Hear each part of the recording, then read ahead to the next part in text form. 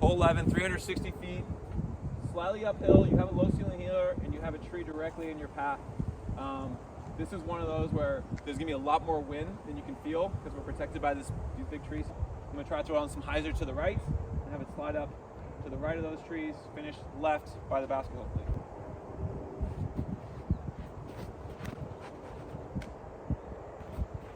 Poor throw, too high, and I think early released. Be an interesting up and down. About 230, 240 into the basket, right through those trees. Wind is now kind of swirling. It's kind of coming that direction now. It was coming that way off the tee. I'm going to throw a zone out to the right, try to fade it in, but I got to keep it low.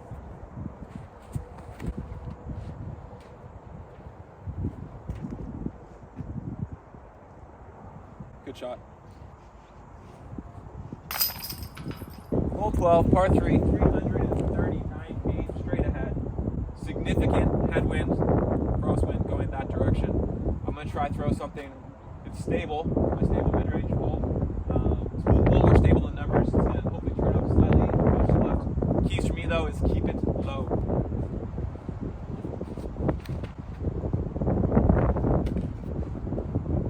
So much for keeping it low. Holy junk, that's the day it is right now. Probably looking about 180 feet. Wind again is going significantly that direction. I'm going to try back in, keep it low, slightly left of the basket, and have it turn slightly to the right.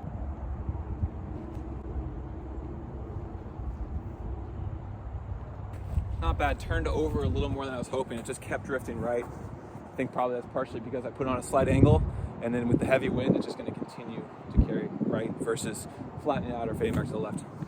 25 feet. Downwind.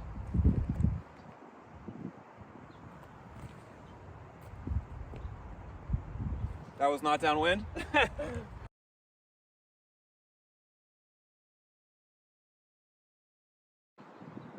I'm dead downwind. I'm so confused.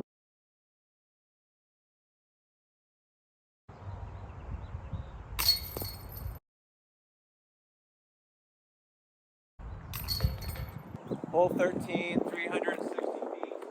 We have the Mando on the tree is to the right of the path. It's probably to protect people at the last hole. The basket is straight ahead up on the hill. Those cypress trees up on the hillside, it's just back and to the right of them. Typically my shot is a turnover, backhand, through the gap on the left, have it slide to the right, finish back to the left. We have significant wind coming this direction, so I honestly do not know what to do. I'm worried if I do a turnover on the left, it's going to turn over and be 150 short, or it's not going to turn enough if I throw in too much hyzer and it's going to flail out to the left. So I'm going to try to do that turnover, put it on a little bit of hyzer, have it flip up, have it glide, and then finish back to the right. But got to be very careful with the nose angle with this one.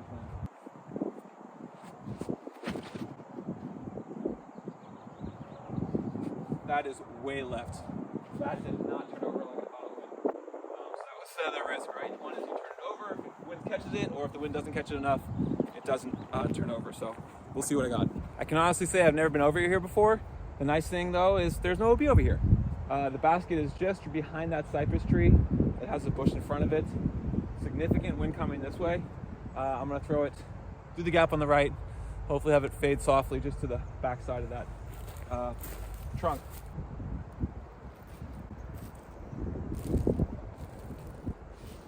That was almost perfect. A little lower, a little more right, and would have slid up right to where I wanted. Dang, that was very close to being perfect. About 6 inches lower, I'm probably maybe drawn metal, but definitely parked. Hole 14, 456 feet. Probably the second hardest hole in Cypress. Basket is the big cypress tree out in the distance. It's just to the left and beyond it. The shot is throwing something that goes at that big cypress tree. So you can throw either backhand flags, forehand, whatever, but that's the gap you want to hit.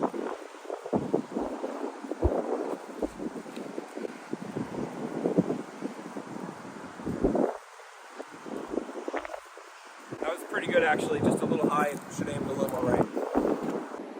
For those just starting out, or for those playing a windy course for the first time, nose angle I keep saying because it's so important. Right now the wind's coming at us.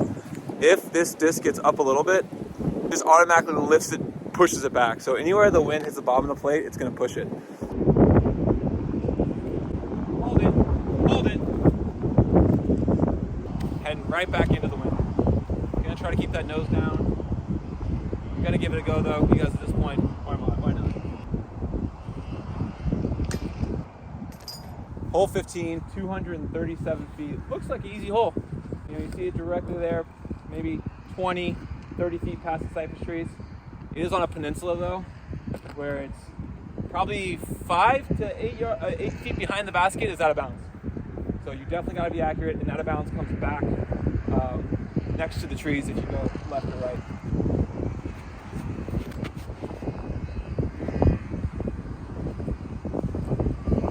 That should be pretty good. Here's the drop zone, death putt behind the basket, probably looking at 45 feet.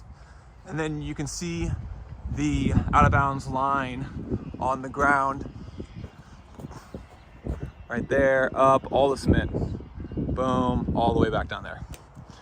Downwind, death putt, probably about 25 feet again. I feel like all my putts have been between 35 and 25 feet. There's a putt, took long enough. Normally 25 to 35 foot putts I will take all day, every day. I got good confidence in my putting game, but with this wind, oh man, different story. Just for the record, I play MA1. I think I'm currently a 920 rated player. I've only been playing for a year and a couple months. I did my first raid event in October. And I've practiced a lot over winter. So I'm a 920 rated player, but I've shot, I think 980, 990, 960, I think 3 of my last 5 rounds. So I'm not great, but just to give you an idea of what my scores are typically, so you get an idea of what this course is like. Hole 16, only par 4 out here at Cypress. 678 feet, relatively open, first shot and second shot. You really just want to throw as far as you can straight.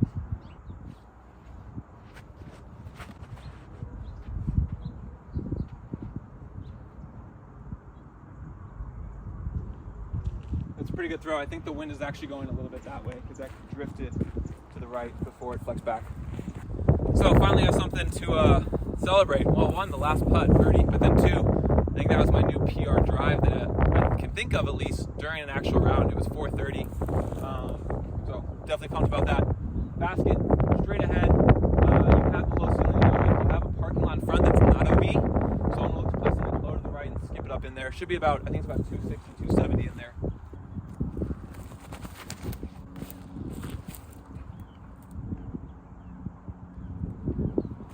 That should be a pretty good shot. One thing also to realize when you guys are out here is your footing can really vary. Maybe you shouldn't mark the disc, so that, like for me on that one, I had that space behind it, it was flat. If I marked it, I would have been standing up on the grabby gash with my last stance, and that would have made it even more awkward. So footing is definitely something to think about when you're playing out here. Great shot. No guarantees with this one though. 2 in a row, let's make it 3. Hole 17, back to all par 3s, 378 feet out there on the left. You really got to throw something through this big gap on the right. Backhand with a slight finish, or maybe a forehand straight that turns over. Too much hyzer. Way too much hyzer. The wind just pushed it down because it started on too much hyzer. Should have an easy up and down for par though. One thing that's helped my approach game is try to always think about where you want the disc to land. I'm still working on the nose angle today. With the wind, it's very hard for me to control the disc in the wind because I'm throwing it typically too much nose up, because that's what I was practicing so much of, doing up shots with nose up, but you can't do that in the wind because the disc will just sail on you. But I always try to think about where I want to land. So like pick a area of grass and then imagine that disc going and hitting that area of grass and skipping up next to the basket. I just feel like having a specific spot to aim makes your shots much more precise. Hole 18, 300 feet, cool hole. It's downhill, so again, every time you're throwing downhill, make sure you throw down the hill. Because with the low hanging limbs, you could definitely hit one of those and have it drop to the ground. Other options besides just a straight shot up the middle, you can do a hyzer out to the right, but there's wind coming at us, so I'm worried that any hyzer is just gonna turn over and not get back enough with the wind coming at us.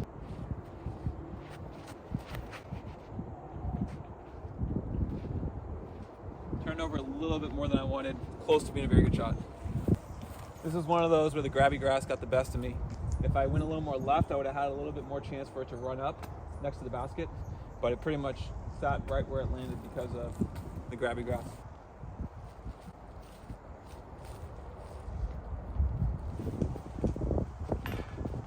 Hole 19 says 339 feet. Definitely plays longer because it's uphill with the low ceiling.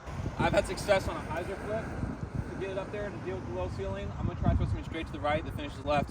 There is a breeze coming off the left-hand side, so I feel like the hyzer flip is just a little more unpredictable.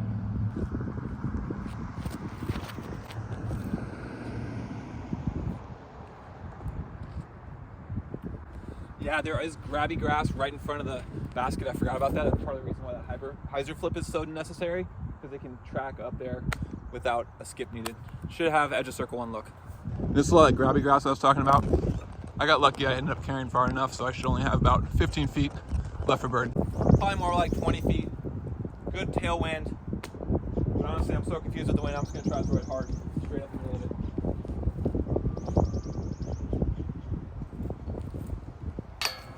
Should have played the tailwind. Things can happen. Last hole, hole 20, par 3, 360 feet. You see it out there to the left of the Cypress tree. Downhill. You are protected here, so there is a lot of wind that you can feel. Options: left forehand or backhand turnover, finish in the basket, or right hyzer backhand, something low and stable. I've gone that direction before, but you don't want to push too far right because that's when you're really blocked out.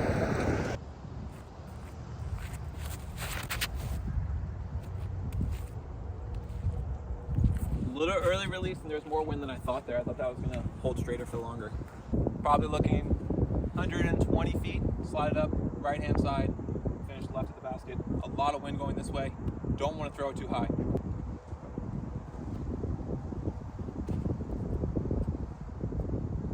That was lucky. That was about 3 feet higher than I wanted. Well, there you have it. That was CSU Monterey Bay. Cypress course was relatively windy. As I stated before, I'm doing this because this is something that I wish I found before I played these courses. So let me know what your thoughts are, and I appreciate it. Enjoy disc golf.